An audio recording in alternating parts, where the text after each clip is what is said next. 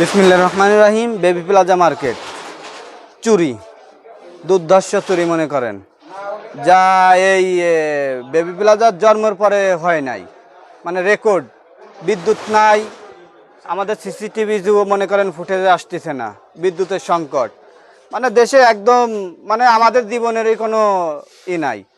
ধরেন আমাদের একটা অনুষ্ঠান ছিল শুক্রবারের দিন, সে অনুষ্ঠানের কিছু টাকা পয়সা ছিল 1,62,000 টাকা, বেচা কেনার টাকা দিয়ে টোটালে 1,87,500 টাকা হবে। তা এই টাকাগুলো ছিল, এই টাকাগুলো মনে করেন নিয়ে গেছে। দেখেন শাটারের অবস্থা, শাটার বেঁকা করে নিয়ে চলে গেছে।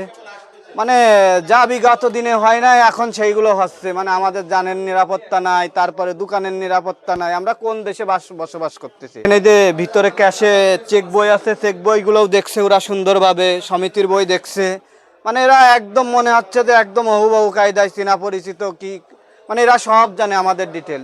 দোতলায় কাজ হচ্ছে, সে কাজের ওই জায়গা ফাঁকা ওম দিয়ে আসছে না কি কি কম দিয়ে আসছে বলতে পারে না। 2 দিন আগে দেখেন, কালকে শিমুল স্টোর চুরি, আজকে বেবি প্লাজা চুরি, কালকে নুরজাহান হবে না, এর কোনো বাধা নাই। পাশের মধ্যে যত মার্কেট হবে কোনো বাধা নাই। তার নিজের মানে নিজেরই নিশ্চয়তা নাই, তা ব্যবসায়ীরা কিভাবে কি করবে?